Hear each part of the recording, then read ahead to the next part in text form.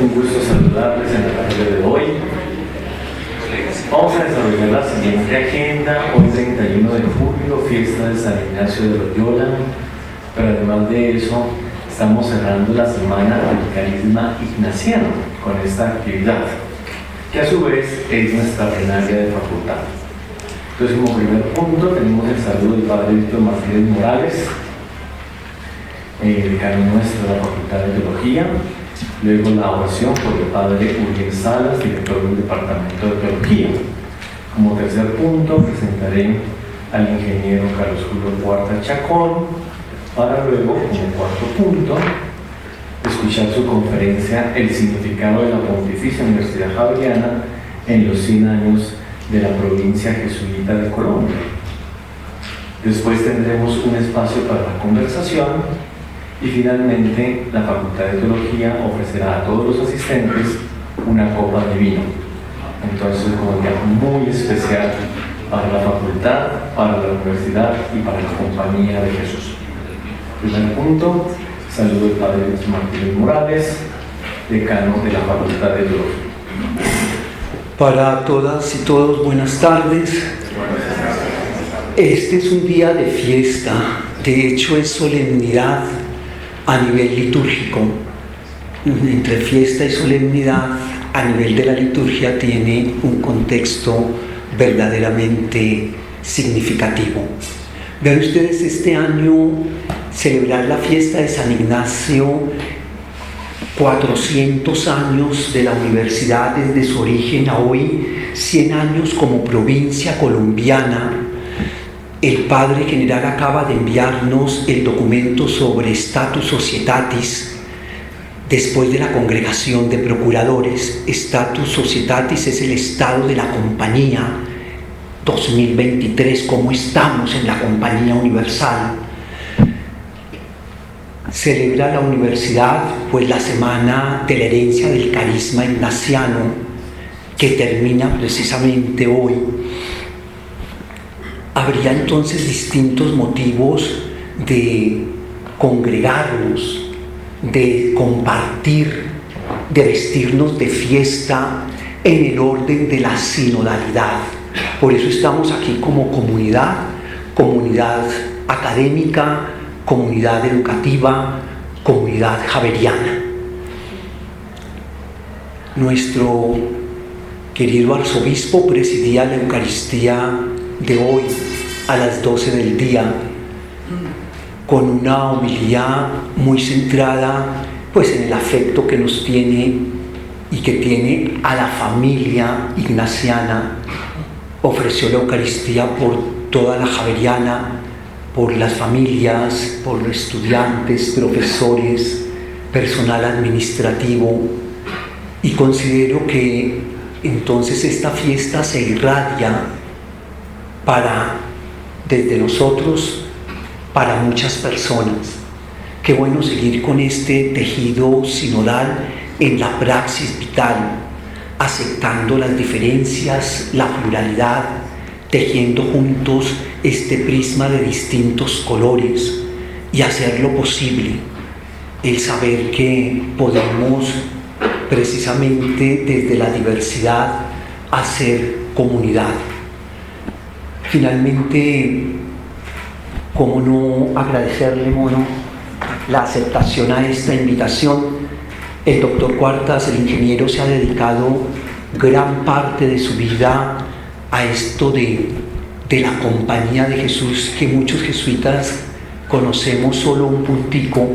Él, por su deseo de investigar y de trabajar y de estar junto a nosotros, pues se ha metido muy a fondo en cuestiones muy nuestras desde la historia y desde la compañía.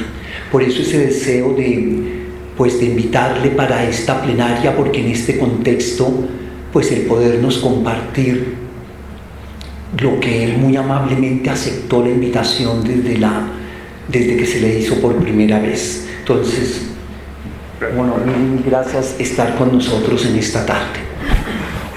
Muchas gracias, Padre Víctor. Como segundo punto tenemos la oración entre las sanas costumbres de nuestra facultad. Le doy la palabra al Padre Uriel Salas. Gracias. Bueno, esta oración la voy a hacer como en un tono de anécdota. Como ustedes sabrán, la Compañía de Jesús comenzó a cuajarse en el encuentro de Ignacio con sus compañeros en la Universidad de París. Y antes de eso, pues Ignacio había estado estudiando en Barcelona, en Alcalá, haciendo todo un proceso de encaminarse hacia la Universidad de París. Y el esquema de la Universidad de París pues le determina muchísimos elementos de la constitución de la Compañía de Jesús, de lo que hoy en día nosotros llamamos la pedagogía ignaciana y demás. Pero lo de hoy es anecdótico. San Ignacio fue estudiante de teología, bien particular. Entonces, pues, varios de ustedes tienen por ahí estudiantes jesuitas. Mírenlos cómo se comportan, a ver qué tanto coincide con este señor que les voy a relatar aquí. Es la autobiografía de San Ignacio, no está escrita por él, aunque se llama autobiografía. Quien la escribe es el padre González de Cámara, y el nombre del personaje es el peregrino, no dice Ignacio. Unos apartes, pues, porque hay varios capítulos. Español de hace 500 años, leído por un pastuso, espero que lo entiendan. Y así se determinó de ir a París a estudiar. Cuando el peregrino en Barcelona consultaba si estudiaría y cuánto, toda su cosa era si después que hubiese estudiado, si entraría en religión o si andaría así por el mundo. Y cuando le venían pensamientos de entrar en religión, luego le venían deseos de entrar en una estragada y poco reformada, habiendo de entrar en religión para poder más padecer en ella.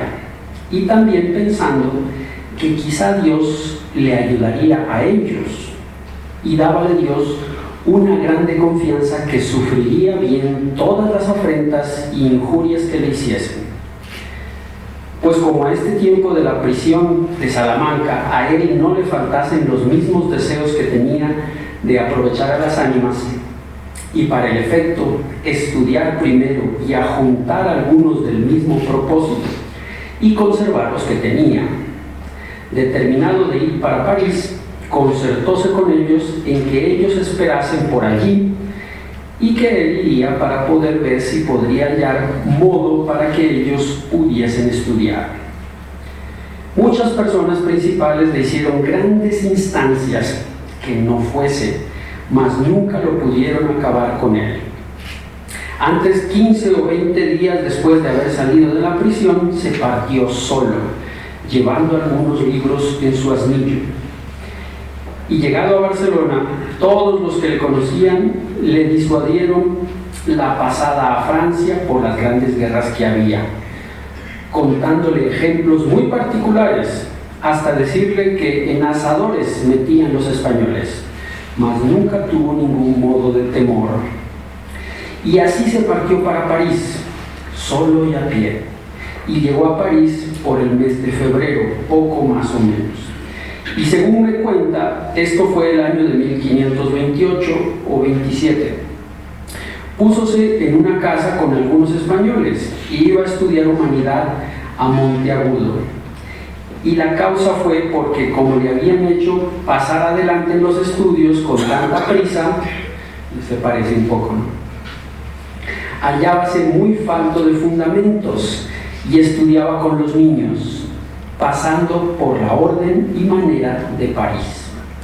Por una cédula de Barcelona le dio un mercader, luego que llegó a París, 20 o 5 escudos, y estos dio a guardar a uno de los españoles de aquella posada, el cual en poco tiempo lo gastó y no tenía con qué pagar. Así que pasada la cuaresma, ya el peregrino no tenía nada de ellos, así por haber él gastado, como por la causa arriba dicha, y fue constreñido a mendicar y aún a dejar la casa en que estaba. Cuando estaba preso en Alcalá, nació el príncipe de España, y por aquí se puede hacer la cuenta de todo lo pasado. Y fue recogido en el hospital de Saint-Jacques, ultra los inocentes. Tenía grande incomodidad para el estudio, porque el hospital estaba en el colegio de Monteagudo, un buen trecho y era menester para hallar la puerta abierta venir al toque del Ave María y salir de día, y así no podía también atender a sus lecciones. Era también otro impedimento el pedir limosna para se mantener. Ya había casi 5 años que no le tomaba el dolor de estómago, y así él empezó a darse mayores penitencias y abstinencias. Pasado algún tiempo en esta vida del hospital y del mendicar, y viendo que aprovechaba poco en las letras, empezó a pensar qué haría.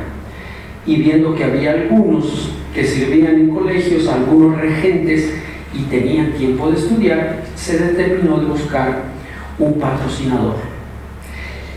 Y hacía esta consideración consigo y propósito, en el cual hallaba consolación, imaginando que su maestro sería Cristo, y a uno de los escolares ponía el nombre de Pedro y al otro de Juan, y así a cada uno de los apóstoles. Y cuando me mandare el maestro, pensaré que me lo manda Cristo; cuando me lo mandare otro, pensaré que me manda San Pedro. Puso hartas diligencias para hallar un patrocinador. Habló por una parte al bachiller Castro, a un fraile de los Cartujos que conocía muchos maestros, y a otros, y nunca fue posible que le hallasen un patrocinador. Permítanos, Señor, contemplar a nuestros compañeros, compañeras, con quienes estudiamos, con quienes trabajamos, la presencia de nuestro Señor Jesucristo, la presencia de nuestros compañeros en el discipulado, en el seguimiento de nuestro Señor Jesucristo. Amén. Amén. Gracias. Gracias, Padre, por la oración. Bueno, el ingeniero Carlos Julio Cuartas, yo creo que no necesita presentación, y sin embargo, para no perder la formalidad de este evento, y si no es por Roberto Vela, nos vuelve a invitar para que trabajemos conjuntamente, pues habrá una pequeña presentación. Carlos Julio Cuartas nació en Ibagué, en Tolima, es ingeniero civil de nuestra universidad, hizo su maestría en Strathclyde University, asesor del secretario general y profesor de la Pontificia Universidad Javeriana. Fue decano académico de la Facultad de Ingeniería, director de Anales de Ingeniería y director ejecutivo de ACOFE, miembro de la Academia Colombiana de Historia. Allí presentó un trabajo sobre la labor docente de Manuel Ponce de León, militar, cartógrafo e ingeniero civil, con el título Huellas de Manuel Ponce de León del Colegio Militar de la Universidad Nacional. Él es miembro vitalicio de la Sociedad Colombiana de Ingenieros, autor del libro El Ingeniero Colombiano, Historia, Lenguaje y Profesión. Yendo más allá de estos datos, yo no sé, tal vez para el año 2000, 2001, ¿no? Llegaba de Georgetown University, de una pasantía, no sé, sí, algo así. Un año. Y si hay una persona que revela pasión, cariño y conocimiento por nuestra universidad, pues ese es el Mono Cuartas. Entonces yo creo que habrá mucho que aprenderle en todos los sentidos. De verdad, muchísimas gracias por haber aceptado la invitación para dar la conferencia El significado de la Pontificia Universidad Javeriana en los 100 años de la provincia jesuita de Colombia.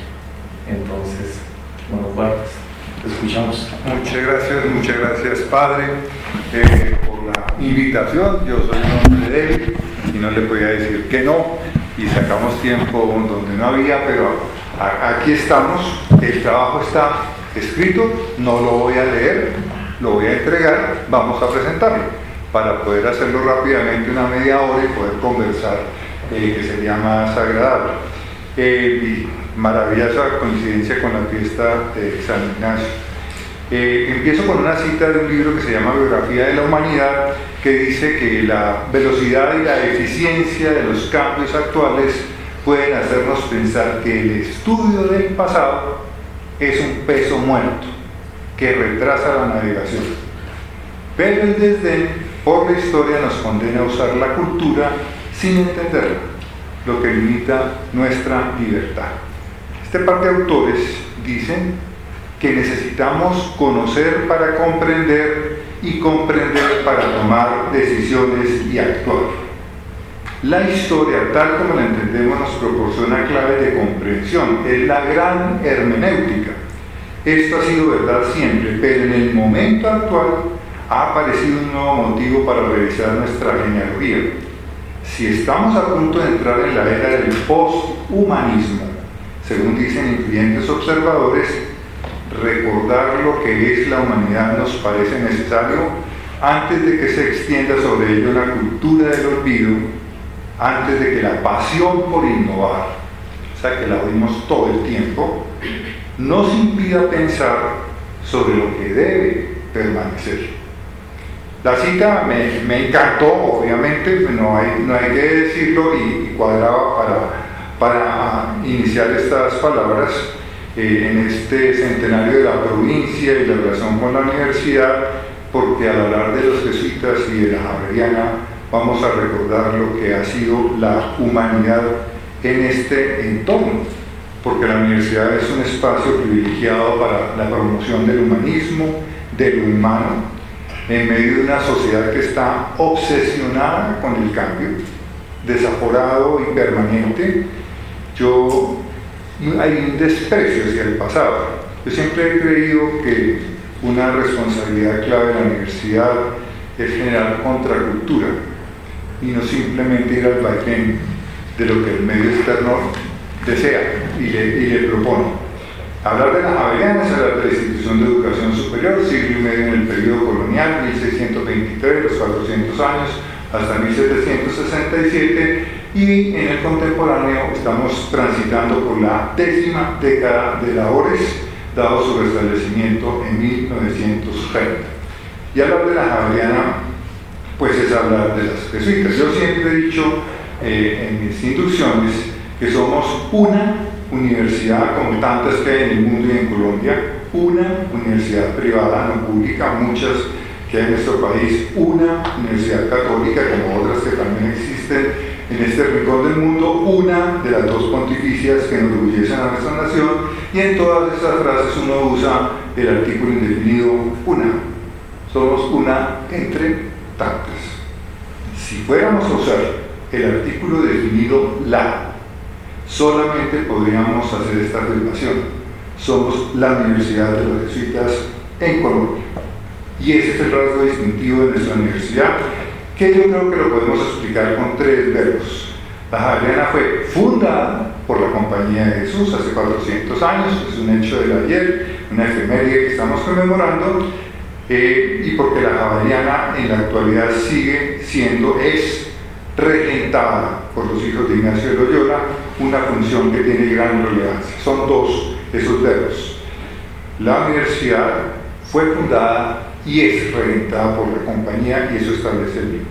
Podríamos entrar, y ahí dejo analizar el concepto de qué es universidad. Uno podría apoyarse en el cardenal Newman, obviamente, Ortega y Gasset, Jaspers, la Carta Magna de Bolonia, incluso unos versos muy lindos de John Masefield que conocí gracias a un discurso de John Kennedy, donde dice que no hay nada sobre la tierra más hermoso que una universidad. Eso les dejo la cita. Tal vez citaría rápidamente la Constitución Apostólica Spor de Ecclesia, donde dice que la Universidad Católica, en cuanto a universidad, pues es una comunidad académica que contribuye a la tutela y desarrollo de la dignidad humana y de la herencia cultural. Goza de autonomía institucional necesaria para cumplir sus funciones eficazmente y garantiza a sus miembros libertad académica, salvaguardando los derechos de la persona y de la comunidad dentro de las exigencias de la verdad y del bien común. Y el objetivo de una universidad católica, garantizar de forma institucional una presencia cristiana en el mundo universitario frente a los grandes problemas de la sociedad y de la cultura. Enseguida les dejo la cita del maestro Rafael Maya, que fue profesor y decano de la Facultad de Filosofía y Letras en las facultades femeninas, absolutamente hermosa, donde dice, hablando de los javerianos, que somos unidos por los mismos ideales, y una frase que yo cito en la inducción de Primíparos, y dice, venidos de distintos lugares de la República, a formar esta respetable corporación, movidos de idéntico entusiasmo, compenetrados de los mismos propósitos, esencialmente vinculados a la misma obra de patriotismo y cultura. Esa unidad que él presentaba en estos tiempos de tanta diversidad lo pone a uno a pensar, pero había una unidad profunda cuando se hablaba de los javerianos. Y ciertamente en estos claustros se hace patria y se hace cultura, pero no cualquier patria ni cualquier cultura. El contexto de nuestro quehacer, que es universitario, es ese pueblo que habita un territorio riquísimo en recursos naturales, donde abunda la diversidad y también la desigualdad. Un pueblo urgido de desarrollo y progreso, cansado de barbarie y violencia, de corrupción e impunidad. Uno podría decir que lo que le da sentido al patriotismo y a la cultura es su aporte en términos de humanidad. Cerraría como esta introducción diciendo que la universidad es una obra apostólica de la Compañía de Jesús. Y entonces me acordé de dos textos, uno del padre Raúl Posada, de tan grata recordación, que lo tituló La Javeriana, un campo de apostolado, y el otro mío, otra osadía, que escribí, esto es el año 86, Más allá del universitario está el apóstol. Yo decía que no existe opción de vida que no constituya una posibilidad apostólica, y que aquí en la universidad tenemos esa posibilidad, pero hay que ir más allá del universitario para encontrar el apóstol. Padre Posada escribió una frase que esa hay que leerla. No podemos vivir ni actuar acomplejados por nuestra identidad. Si nos distinguimos de las demás universidades, no es por los temas de estudio, de investigación, de enseñanza, cuanto porque tenemos un sentido distinto que lo imbuye todo. La diferencia radica en el modo como se enfocan los objetivos, tanto humanos como técnicos y científicos. Funcionamos con valores diversos. Es cuestión de perspectiva. Tenemos un concepto de persona propio en donde prima el hombre sobre las cosas, la ética sobre la tecnología y el hombre sobre el capital. En una sociedad que busca exactamente lo contrario. Caminamos tras la verdad con una manera particular de buscarla y de estar al servicio del hombre para hacer un mundo más humano y en consecuencia más justo. Uno se podía detener en el tema del apostolado, llegaríamos obviamente a San Pedro Claver, el apóstol de los esclavos y santo patrono de la provincia colombiana de la Compañía, pero no nos vamos a detener en eso. Estuve averiguando sobre los apostolados de la Compañía, encontré en un libro de 1938 que los clasificaban en el apostolado de las misiones, de la educación, de la publicación periódica, en otras partes lo llaman el apostolado de la pluma, me pareció lindísimo, el apostolado de la ciencia, de los ministerios y de la beneficencia, donde se hablaba de los jesuitas y los pobres. En otro libro más reciente, 2010, hablaba del apostolado que no se podría reducir al mundo educativo y describía otros tres campos. Hay muchos jesuitas dedicados al mundo intelectual en diversos campos del saber. Hay gran cantidad de jesuitas dedicados a lo pastoral, tarea explícita de proclamar el Evangelio, y luego están los jesuitas explícitamente dedicados a la labor social, el trabajo concreto por mejorar las condiciones de vida de quienes están golpeados. Se dice que es imposible cualquier sistematización de misiones englobando a todos. Faltarían en esta lista todos los que se dedican a cuestiones de funcionamiento interno, formación de jesuitas jóvenes, gobierno de provincias o de comunidades, y luego misiones que podríamos definir como más personales, que resultan difíciles de incluir. Por supuesto, en la Javeriana ha sido una obra apostólica de la Compañía, la obra insignia y emblemática en Colombia, yo me atrevería a decir, y sé que lo comparten muchas personas, en la que se han dado cita a diversos aspectos de su misión. ¿Cómo se ha realizado? De tres formas, diría yo. La primera, mediante la presencia de un grupo, ahora no tan numeroso, de padres jesuitas en la universidad. Los nombres de muchos de ellos van a salir a relucir en este texto. Yo mismo he tenido el inmenso privilegio de conocer a muchos antes de que se convirtieran en edificios, empezando por Maldonado en ingeniería de la Universidad de Caña del Medio, que lo conocí en el año 72, 51 años, y luego recordando al padre Álvaro González, mi compañero de fórmula en la decanatura de ingeniería, los dos expertos en el cuidado de la persona. Como ellos, muchos jesuitas han sido destinados a la universidad desde su restablecimiento en el año 30.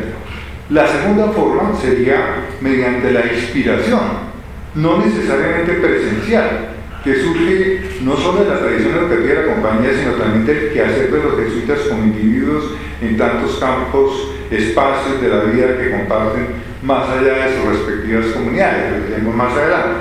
Y finalmente, mediante la regencia, que es la figura jurídica que formaliza y clarifica el vínculo entre la entidad fundada, la universidad, y la entidad fundadora, la Compañía de Jesús, aspecto al que he de referirme a continuación. Y este es el primer apartado, ya entrando en materia.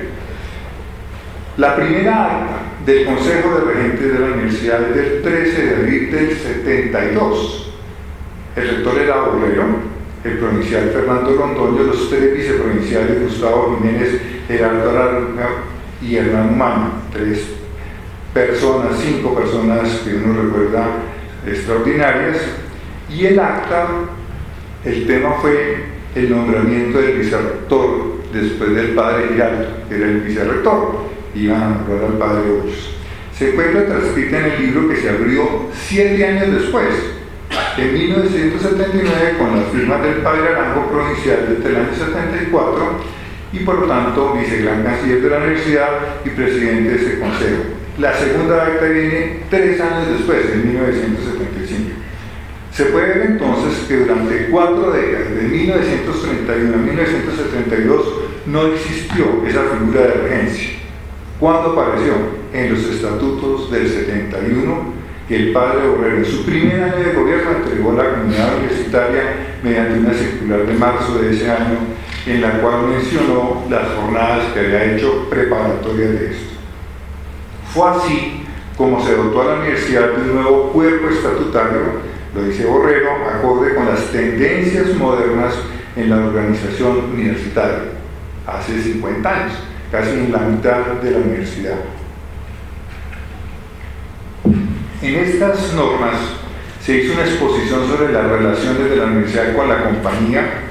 Es lindísimo el texto, me da miedo leer porque es que el tiempo me empieza a afanar. Dice, y empieza como con la Escor de Eclesia: nacida ella misma en el seno de una de las mayores universidades de la época de la compañía, lo acabamos de oír, encuentra una afinidad peculiar entre su propio espíritu y el quehacer universitario. Lo describe así: estima sincera de todo lo humano y compromiso con su promoción integral, lugar de diálogo para la ciencia, la cultura y la fe. Es un esfuerzo honesto, no exento de limitaciones, para manifestar la presencia plenificadora de Dios en el corazón del mundo. Estas cosas hay que leerlas. Yo creo que esto no se puede quedar en los archivos de la universidad. Aquí hay una riqueza de pensamiento impresionante.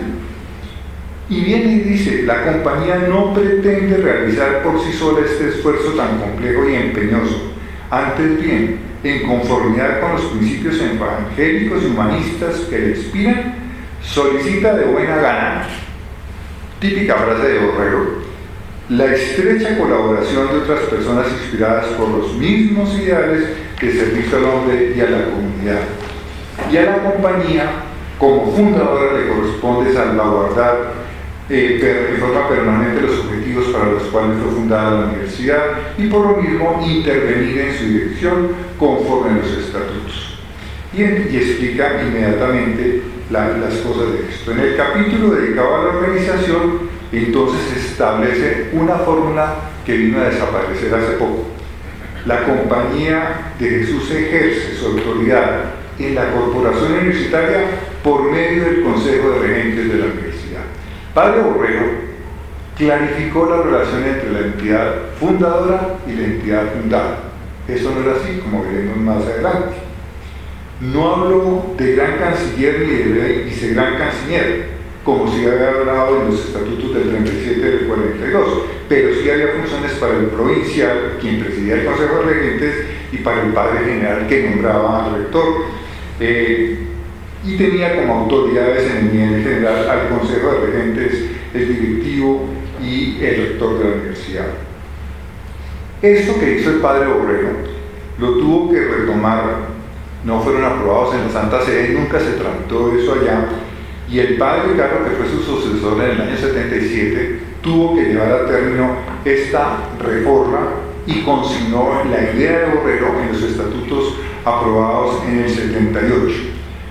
Y más adelante, en la reforma de estatutos que inició el padre Arango y que terminó el padre Ramolina, y tenemos 18 años de rectorado, en los dos se distinguieron autoridades universitarias de regencia y de gobierno, y a los de gobierno se les dijo: ustedes son los responsables de la dirección de la universidad.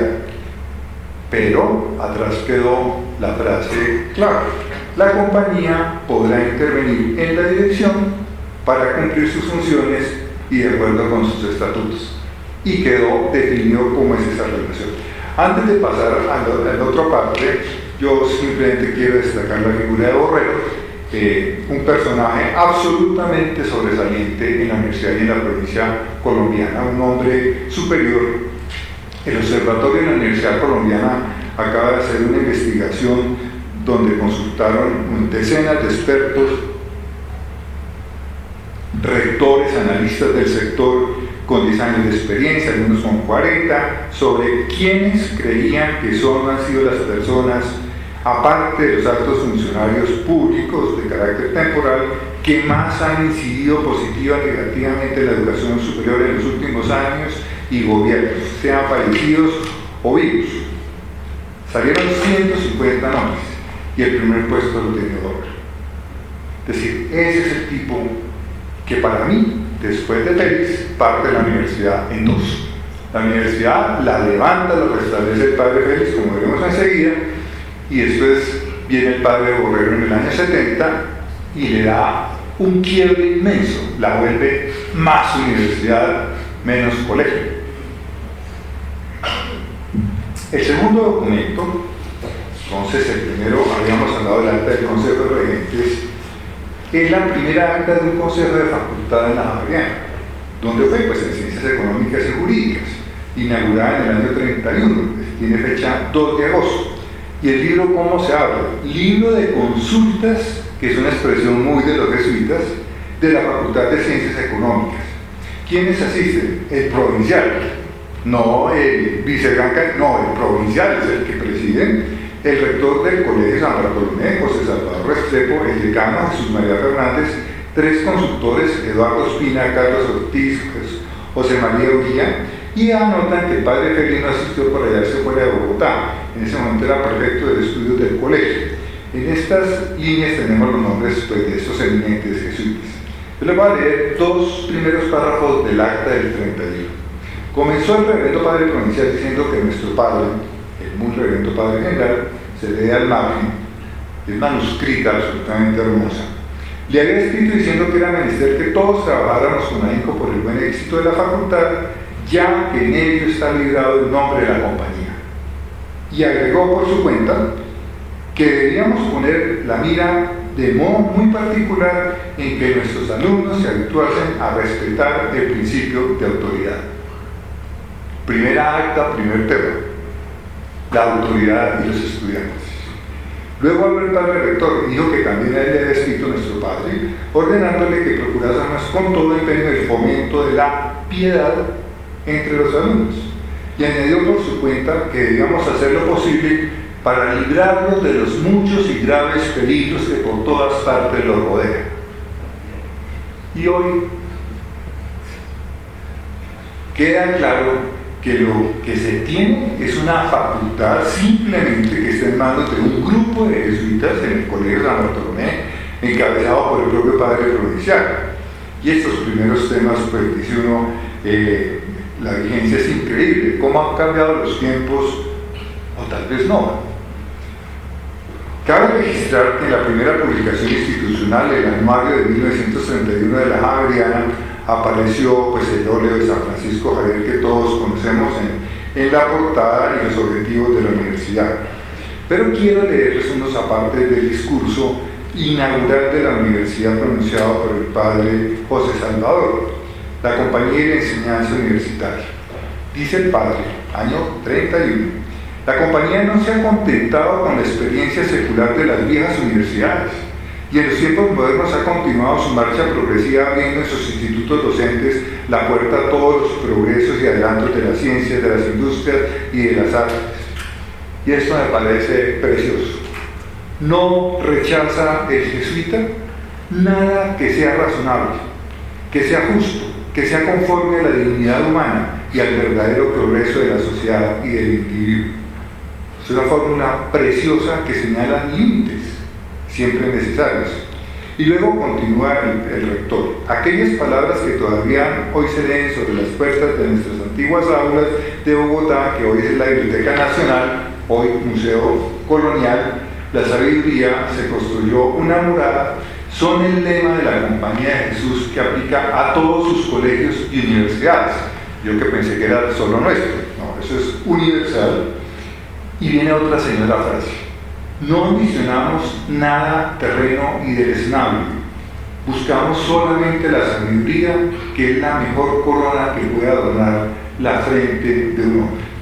Este es un mensaje que debería seguirse escuchando en la comunidad educativa javeriana, integrada por mujeres y hombres jesuitas, laicos, miles de jóvenes y a su lado por muchas otras personas que empiezan a dejar de serlo, y por un grupo más reducido que formamos los que hoy en día somos llamados adultos mayores y cuya fiesta nos la celebraron en la jornada de los abuelos y los mayores el domingo hace 8 días. En ese mismo discurso el padre rector recuerda que 3 años antes, o sea en el 28, fue el padre Fernández, centro provincial, quien concibió la idea de establecer nuevamente la facultad, aprovechando la ocasión favorable de la ley que permite y reconoce las universidades no oficiales. Se proclama el único móvil que han tenido para llevar adelante esta iniciativa: la educación de la juventud y el engrandecimiento de la patria.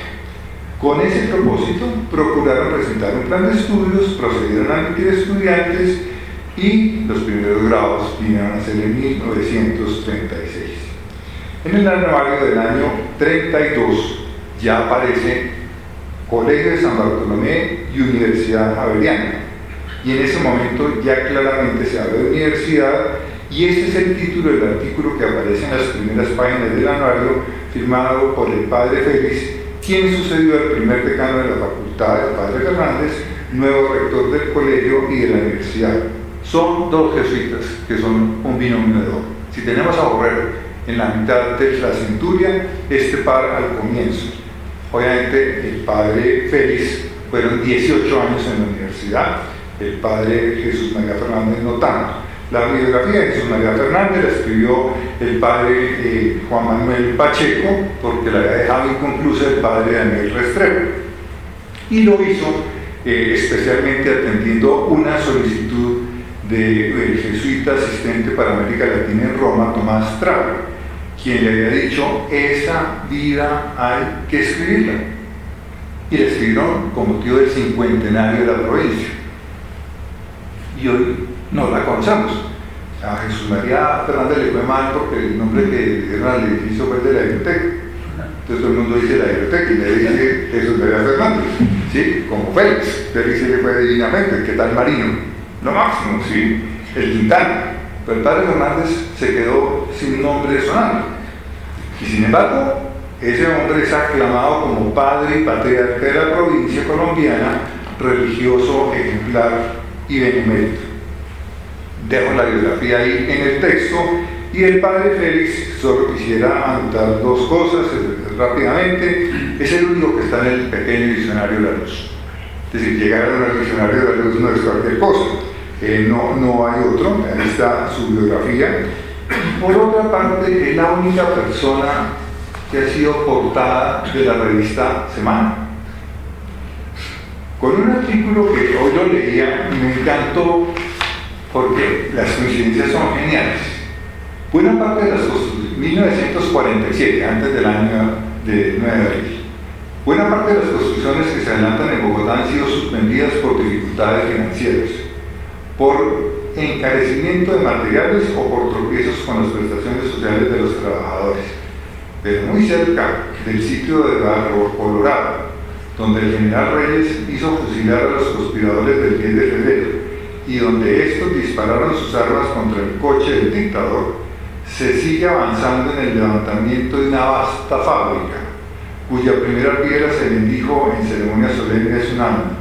Es la ciudad universitaria católica y aquellos los edificios que van a albergar a la Universidad Pontificia Javeriana, de la cual el rector, el padre Félix Restrepo, de la Compañía de Jesús. Mientras se paraban obras, la Javeriana seguía. En la pandemia se pararon muchas obras y el edificio de ciencias seguía. Y en un elogio a los jesuitas absolutamente hermoso en la revista Semana del año 47. Pero no puedo aguantar las ganas de contarles 3 polémicas que armó el padre Félix, siendo rector. La primera siendo decano, con Germán Arciniegas, el célebre Germán Arciniegas, en la que le canta la tabla a Germán Arciniegas desde la revista del anuario de la universidad, y luego de decirle: óigame pues, mi amigo reformista, un favor y un desfavor. El favor: me gusta que haya usted pensado, y empieza a decirle una y otra cosa, hasta que en el último le dice: me gusta que se haya acordado de que nuestra universidad Javeriana es la más antigua de Colombia, más antigua que cualquiera de las universidades norteamericanas y compañera en edad de las de México y de Lima. El desfavor: no me gusta que hable usted siempre de la universidad, así con la en mayúscula, pues en los pueblos cultos no existe la universidad, sino las universidades. Porque para Germán Arciniegas, la universidad era la nacional y nosotros los advenedizos. 50 años después, Arciniegas publicaría una columna a propósito de la biografía de Cacua Prada, con un elogio algo parco sobre el padre Félix, porque el gran biógrafo del padre Félix es el doctor Antonio Cacua Prada, que creo que es el decano de los antiguos alumnos de la Javeriana. Segunda polémica que no conocía, la encontré hace 2 días, es en el año 44, esta fue en el 31, en el 44 ya Félix es rector, cuando llovieron burdas calumnias contra la Universidad Javeriana, tildándola de totalitaria y de atizadora del desorden. La Ponti, eso no puede ser. En la nota que habla sobre el particular leemos lo siguiente: como en momentos de confusión e hiperestesia, sensibilidad, busqué en el diccionario, cunden fácilmente los rumores más inverosímiles, fue convenientísima la intervención del ilustre rector Félix Restrepo a fin de desvirtuar las torpes consejas aplicadas por los agentes del totalitarismo comunista. En las declaraciones del rector se afirmó que de la manera más enérgica rechaza la universidad el calificativo de nazista o de fascista que algún órgano de la prensa se ha atrevido a aplicar. Este texto del padre Félix fue publicado por El Espectador el 15 de julio de ese año. En su carta de agradecimiento al director Luis Cano le decía el padre Félix, yo le leo esto porque si no, ¿cómo no sabe de esto? Es imposible no leerlo. Dice el vulgo, y repite El Espectador, una forma elegantísima de decirle usted como que hace parte del vulgo, que numerosos alumnos de la Universidad Javeriana intentaron una lamentable y grotesca imitación de la abocada aventura de Pasto cuando detuvieron a Alfonso López. Se añaden los corrillos que hay 20 o 30 estudiantes javerianos detenidos, y los más optimistas avanzan y aseguran que el gobierno va a clausurar la universidad y aún a disolver la Compañía de Jesús en Colombia. Ayer me aseguraba un amigo que los novicios de la Compañía de Jesús estaban ya dispersos en diversas casas de familia de la capital. O sea, íbamos para la cuarta expulsión, ¿sí? 1944. La última polémica, de la cual no puedo entrar a hablar porque no tengo la información acá, pero la incluiré en el texto, era con Laureano Gómez, que es fabulosa.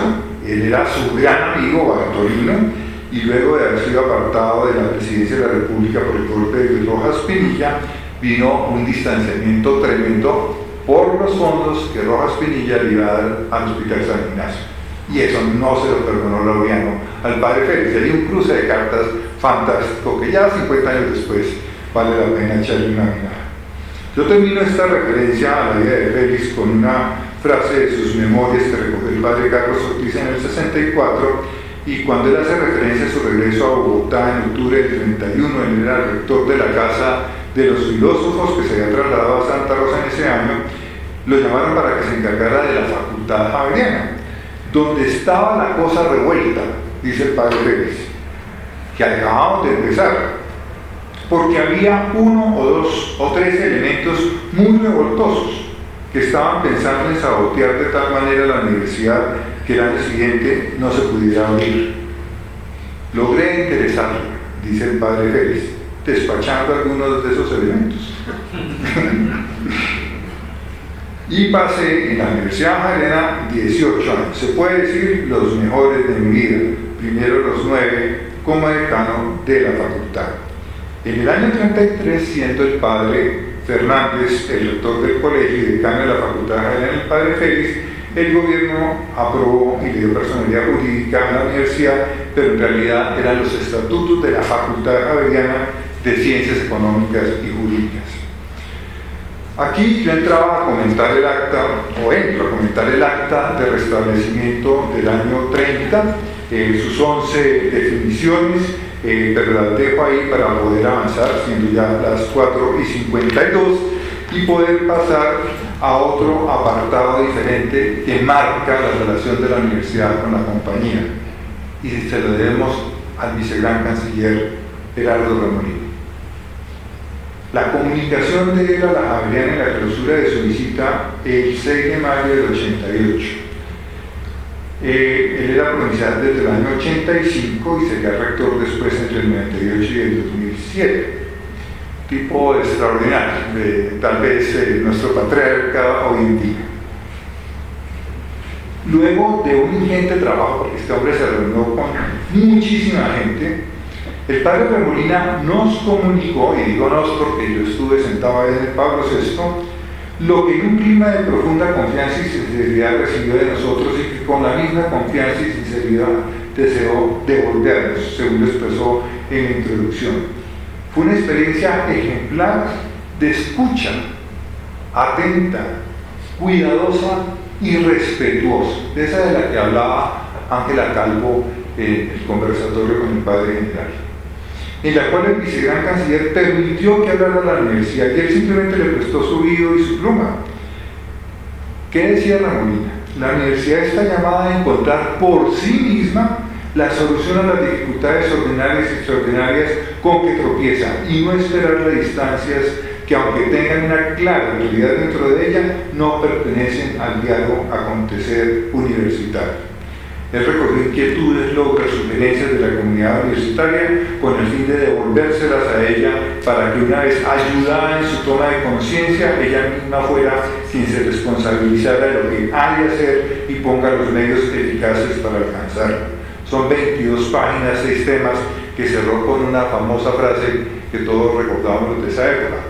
Si de todo lo que les he dicho que ustedes quieren y deben hacer, no tienen que escoger algo, solo hagan planeación, planeación, planeación.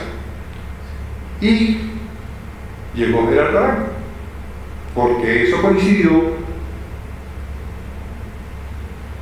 con la consulta para el sucesor del padre Hoyos, que terminaba su periodo de 6 años en 1989, y nació entonces todo el proceso de planeación con Gerardo Arango.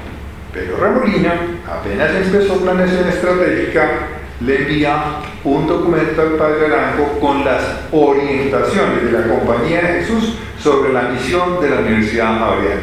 y se las pone claritas en 4 puntos. Eso va a quedar reflejado en un anexo de la misión y el proyecto educativo.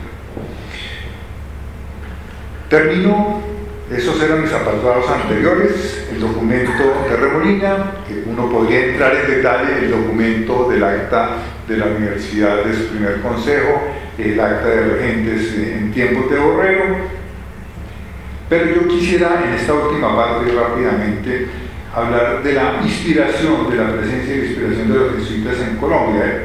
Los jesuitas son un faro, respetados y admirados por su autoridad, son queridos por su servicialidad y cercanía.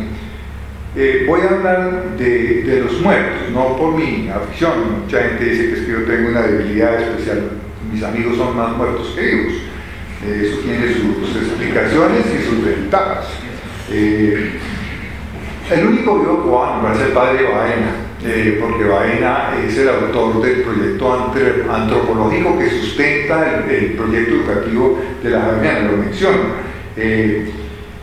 De aquí para adelante uno arranca con una lista, solo van a nombrar un rector, Jesús Emilio Ramírez, porque además científico y geofísico, es el único jesuita que ha recibido la orden al mérito Julio Garavito que el gobierno nacional solo le entrega a ingenieros en Colombia, y la tiene un jesuita.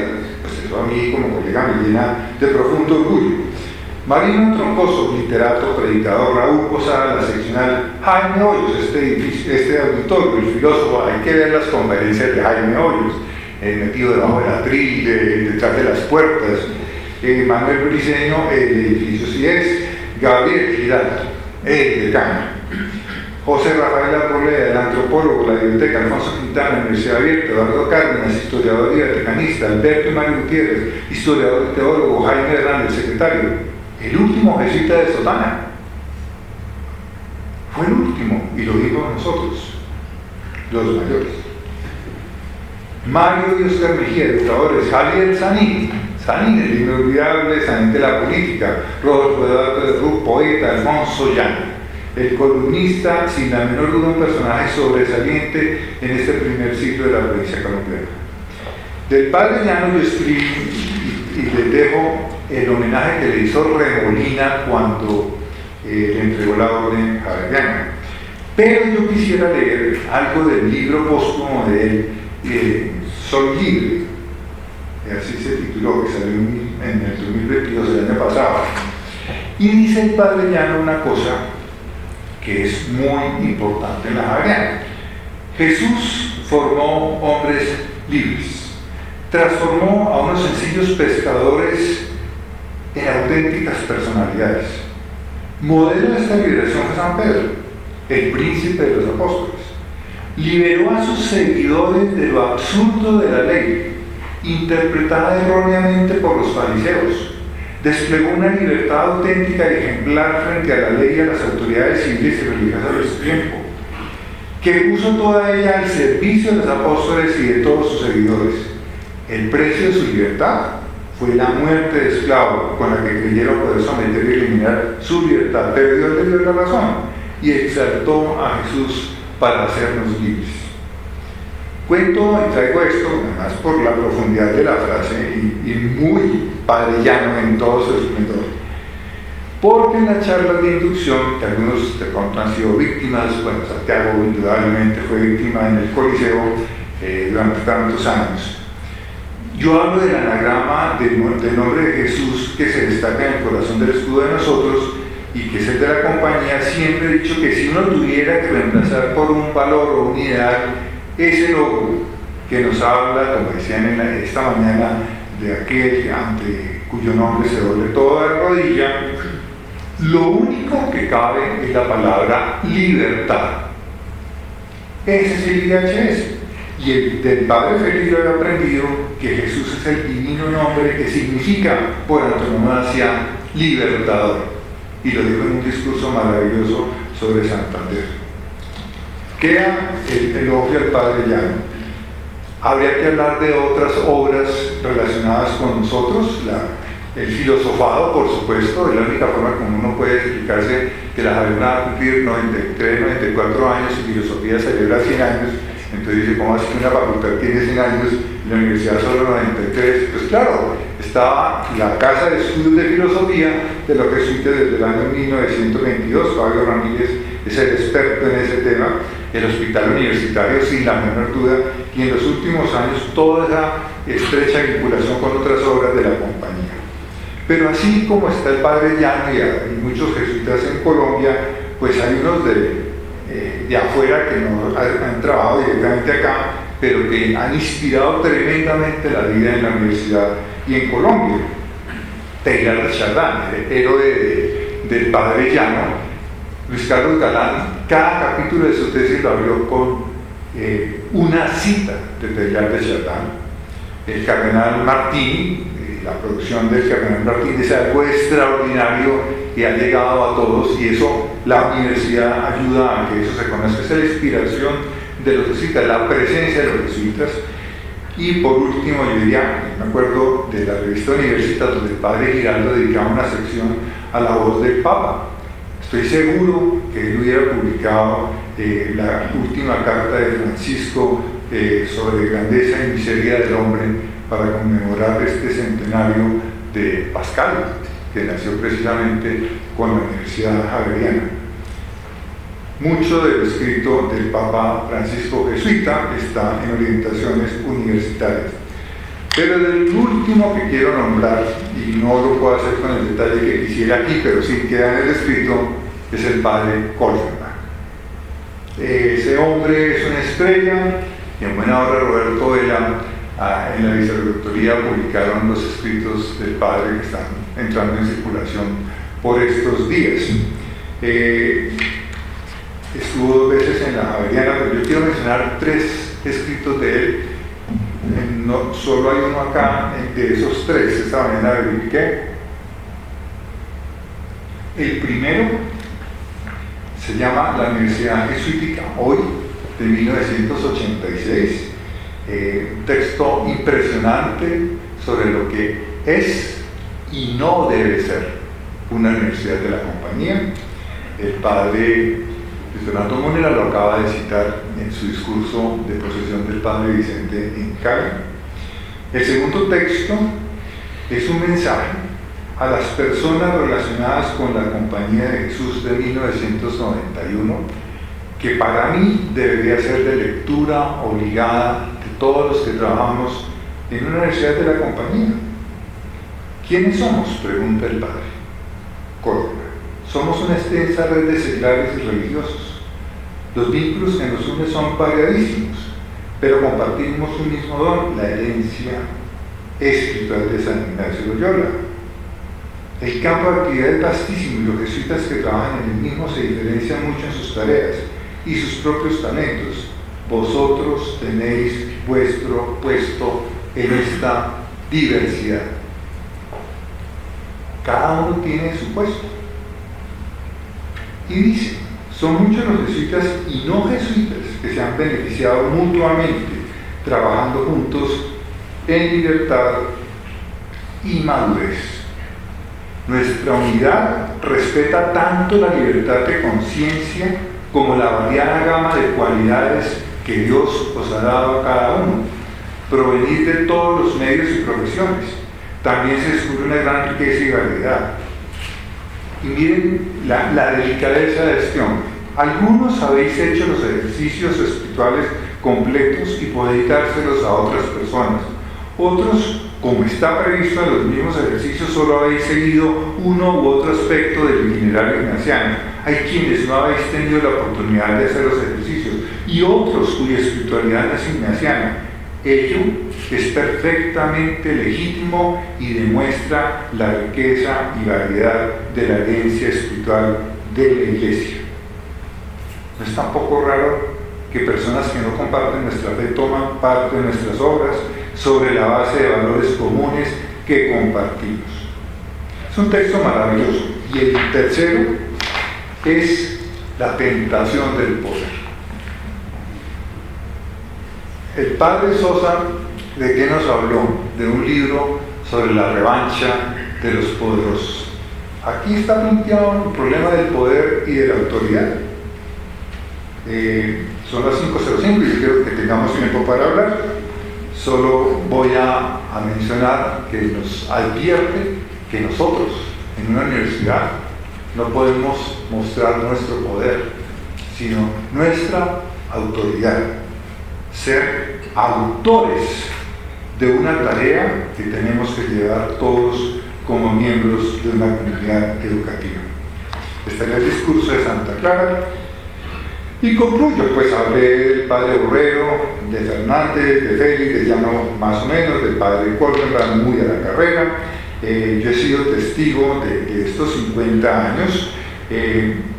No se puede hablar de la provincia sin hablar de la universidad y lo contrario, no se puede hablar de la universidad sin hablar de la provincia. Para analizar su contribución bastaría enumerar 16 de sus mejores hombres que en su momento fueran encargados de la rectoría, los primeros 5 nacidos en el siglo XIX, el último, el padre Múnera, nacido después del Concilio Vaticano II, dato que me permite no solo resaltar los profundos cambios que han tenido lugar a lo largo de la centuria transcurrida, sino también mi indiscutible envejecimiento. Padre Múnera es menor que yo, 14 años, por primera vez un rector es menor que yo. Uno siempre mira al rector para arriba, pues bueno, yo sigo mirando para arriba, pero es un pelado comparado con lo que se siente uno ya. Queda a la vista que ha sido la compañía. Hay 2 libros que los dejo mencionados: La Compañía de Jesús en Colombia, que salió en el año 57, y otro pequeñito, La Compañía de Jesús Triunfante y La Compañía de Jesús Militante, del año 56, del padre Arturo Montoya. ¿Y qué podríamos concluir? Pues que en los albores de la conmemoración de este centenario de la provincia, la institución fundadora y regente de la Javeriana, como la anotaba, en estos albores nos han advertido que estamos a punto de entrar en la era del bosmaísmo, una expresión que vale la pena profundizar, aunque pareciera que ya estamos atrapados en ella. Nos han notificado que estamos al final de la era del calentamiento global y que empezamos otra aterradora, la ebullición global. En medio de tantas carencias por todos lados, se habla en clave de anhelo de convivencia, justicia, democracia, inclusión, transparencia, cuidado y respeto. En un contexto así, la Javeriana, la misma de ayer, pero hoy muy distinta, como suelo decir en las charlas de inducción, constituida por una comunidad educativa profundamente diversa, que enfrenta de manera distinta las embestidas de nuestra época: populismo, polarización y conflicto, posverdad, sometimiento a la tecnología, banalidad, fascinación por el poder, liderazgos mesiánicos y alanistas.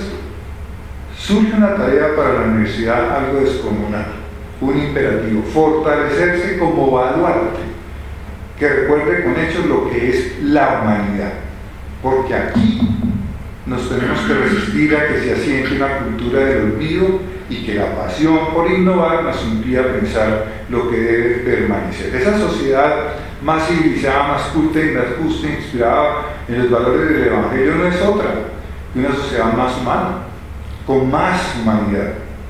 En su quehacer la Javeriana no solo se juega su nombre, sino también el de la compañía, como lo advirtieron en el año 31.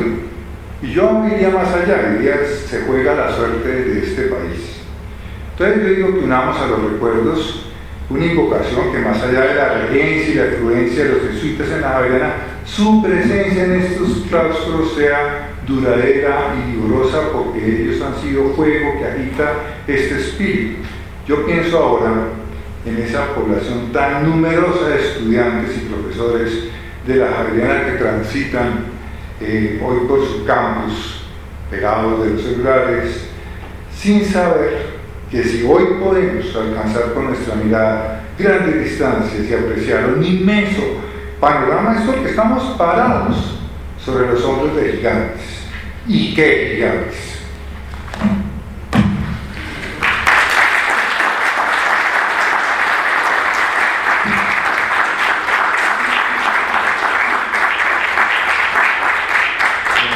Muchísimas gracias por esta conferencia, expresión de esos 51 años de estar en la universidad, incluso desde cuando era estudiante, y el haber conocido de los 16 rectores, 8 ángeles. Usted no es por nada que 10. hayamos tenido.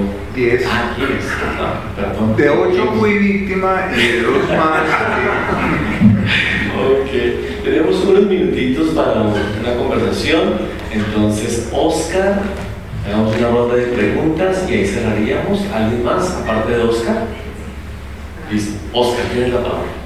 Ingeniero, muchas gracias. Por revivirnos el espíritu caballero y seguir amando nuestra casa. Pero no es solo el agradecimiento, sino extraño uno de los grandes, a Rubén. Nos definimos en Goldman, otro grande. ¿Cuál es el legado? ¿Cuál es la regencia que le damos? El mono estaría allí, el mono Borrero, Sí. el otro estaría allí movido, tocado. ¿Qué papel juega en ese diálogo de personas que están por fuera de la universidad? Y especialmente el grande reformador, actualizador de la compañía en el mundo lunar. ¿Alguna otra pregunta? Ok. Esa pregunta yo sabía que me la iban a hacer. No trabajé por tiempo, por un lado. Kolbenbach es uno de los arpistas por excelencia, y así lo califica el padre Lamet en el obituario, que también se los incluye ahí, pero pasé rápidamente. Yo creo que el padre Borrero vivió un momento tremendamente complejo de la historia, porque era el mayo francés, todo el movimiento Cataluña, todo el sacudón de la Compañía de Jesús, de la opción preferencial por los pobres, y una universidad que necesitaba tener una crisis tremenda con el padre Barón económicamente. Los profesores devolvían los cheques después de pagarse los meses por la crisis financiera que tenía la Javeriana. Entonces Borrero llega a la universidad a trabajar, a volverla más universidad. Yo creo que esa fue su gran obsesión, volverla más universidad. Para mí, Arrupe, lo poco que sé de él, pues no lo viví. El padre Arrupe terminó su generalato hasta 1981, que fue cuando el derrame y vino la intervención desacertada del Papa Juan Pablo II, y ahí empecé yo a conocer la compañía, pero para mí todo fue Córdoba. Para mí, ahí fue mi despertar con los jesuitas. Arrupe tiene un discurso muy célebre en términos de la antiguos alumnos. Ese es el gran discurso de él, donde él propone que los que estudian en la compañía tienen que ser hombres y mujeres para los demás. Y viene la frase que va a ser pues icónica de sus mensajes. Pero yo no lo sentí en la Javeriana como tal, la parte de la influencia del padre Arrupe. No la viví.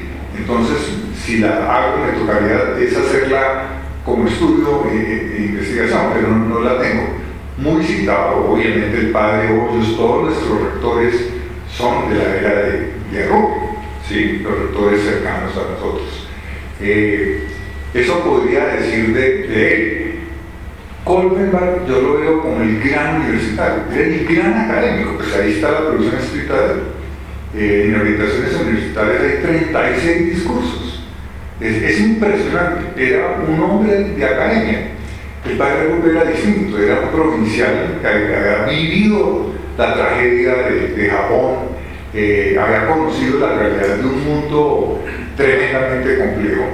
Entonces yo creo que un momento especial cuando Borrero asumió la rectoría y Arrupe estaba manejando también la salida del concilio.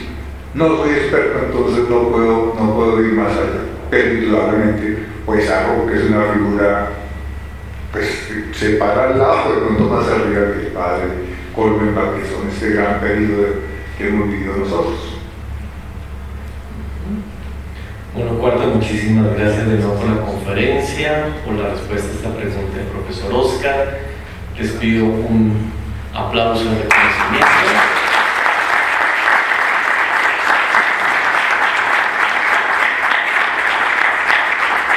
Entonces, agradecerles su presencia, su participación en esta conferencia. Que Roberto, muchas gracias por la programación de la semana de la herencia del carisma ignaciano, por todas estas actividades y que estamos cerrando en el día de hoy. Gracias de nuevo, todos invitadas a compartir una copita de vino por la solemnidad de San Ignacio y porque estamos cerrando la semana del carisma ignaciano y bueno, a lo mejor también podamos, qué sé yo, conversar más personalmente con el número 4, con Roberto y otras personas. Entonces, que tengan un buen compartir y por supuesto un buen regreso a casa. Profesor.